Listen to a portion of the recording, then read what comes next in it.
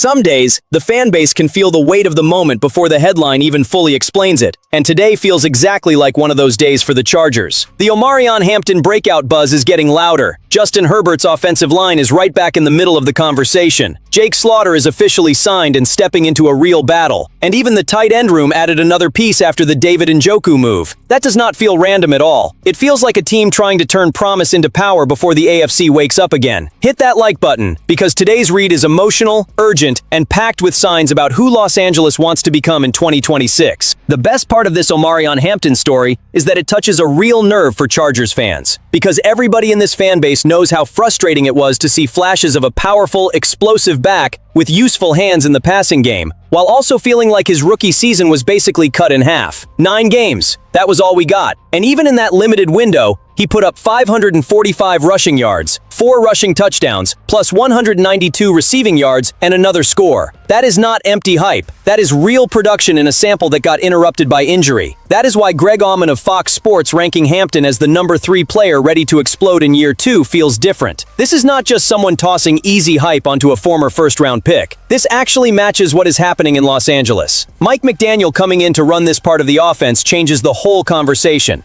His track record in the run game is serious. More than 8,000 rushing yards in 4 seasons in Miami, with 4.6 yards per carry, 5th best in the NFL over that stretch. Now put that beside a running back taken at number 22 overall, healthy, powerful enough to run through contact, and fast enough to turn one clean block into a massive play. That is when a fan's heart starts beating a little faster, because Herbert does not just need more pretty throws. He needs an offense that stops placing everything on his shoulders like every Sunday has to become a rescue mission. Hampton can be that emotional and strategic relief. If he becomes the lead back, ahead of Keaton Mitchell and Kimani Vidal, defenses cannot sit there comfortably anymore. They have to respect play action. They have to bring the safety down. They have to hesitate before attacking Herbert. And there is another detail we cannot ignore. The offensive line is being rebuilt for exactly this kind of football. With the starting tackles back healthy and the interior upgraded, the picture looks a whole lot cleaner than the chaos that crushed drives in 2025. Auman called Hampton a safe bet for 1,000 yards if he stays healthy. I will take the emotional read one step further. If that happens,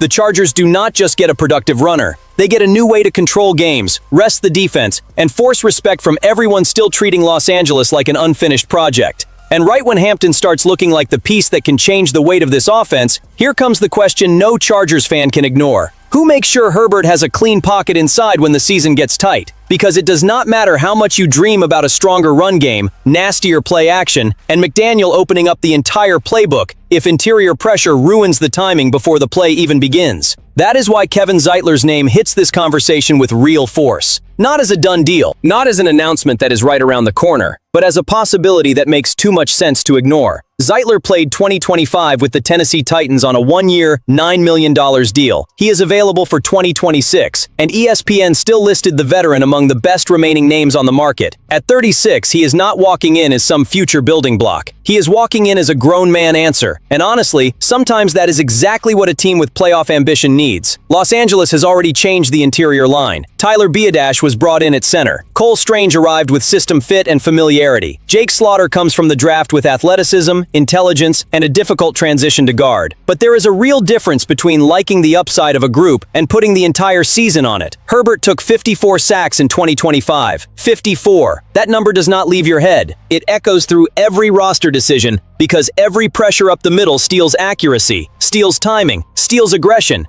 and worst of all, pushes your franchise quarterback into survival mode. In that picture, Zeitler would be a short-term, physical, very specific bet. An experienced guard who has already been tested, who could compete for meaningful snaps, lift the floor of the rotation, and keep the line from depending too much on instant growth from young players.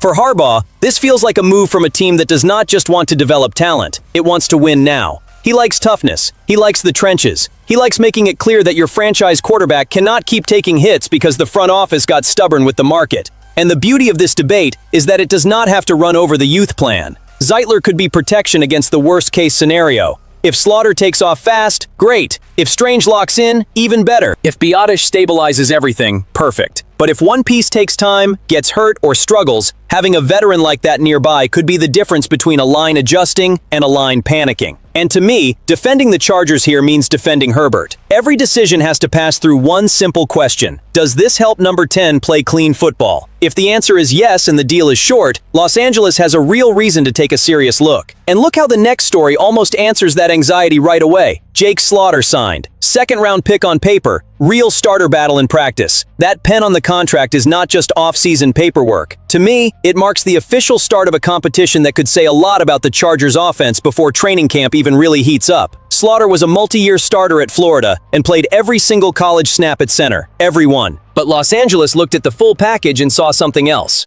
Mobility, competitive strength, interior intelligence, and fit for a line that has to function in Mike McDaniel's offense. That is why he starts his NFL career transitioning to guard, while also staying as Tyler Biadash's backup at center. That is a double mission, and it is not light at all. The most direct battle right now is at left guard. Slaughter will compete with Trevor Penning and Kayode Awosika, while Cole Strange looks lined up for the right side, the same spot he played with McDaniel in 2025. That puts the rookie in a fascinating, emotionally heavy spot. He is not arriving to be buried at the bottom of the roster. He is arriving to be tested against veterans, inside an urgent need for a franchise that cannot keep treating interior protection like an experiment with no consequences. And I like the courage of the bet, even with the risk. Because the Chargers did not draft Slaughter just to fill out depth. They seem to believe his athletic profile matches the new identity of this offense. Zone, lateral movement, moving blocks, angles, mental speed. That kind of line needs players who can think and move at the same time. Being big is not enough. You have to get to the right spot, with the right body position, at the exact right second. Now, the fan base has every right to demand results. If you select a center and project him to guard, the evaluation has to be right. If he wins the job, Los Angeles may have found a young, affordable piece to protect Herbert and open lanes for Hampton. If he takes time, the conversation around a veteran like Zeitler gets even louder. So this signing does not close the topic, it starts the clock. From here on out, every Slaughter practice starts to matter a little bit more. And then comes the story that looks small at first glance. But I always say this during the offseason. Serious teams do not build rosters with headline moves only. They build with tryouts, competition, camp bodies, specific players for specific roles, and open eyes for value most people skip right past. After signing David Njoku and giving Herbert another real weapon in the passing game, the Chargers also signed Johnny Pascuzzi, the former Tulane tight end, after his rookie minicamp tryout. Tom Pelissero of NFL Network reported it, and the read here is simple. Los Angeles is adding more answers on offense. Njoku is the move that changes the ceiling. Even after 33 catches, 293 yards, and 4 touchdowns in 2025, the Cleveland context was rough. Harold Fannin Jr. emerged, took away playing time, and that Browns offense was too messy to use raw production as the final verdict. In Los Angeles, Njoku gets a different kind of chance. An elite quarterback, a creative coordinator, more movement, more play action, more ways to put an athletic tight end in conflict against linebackers and safeties. That is the kind of signing that makes Herbert look at the middle of the field and breathe a little easier. Pascuzzi is a different kind of bet.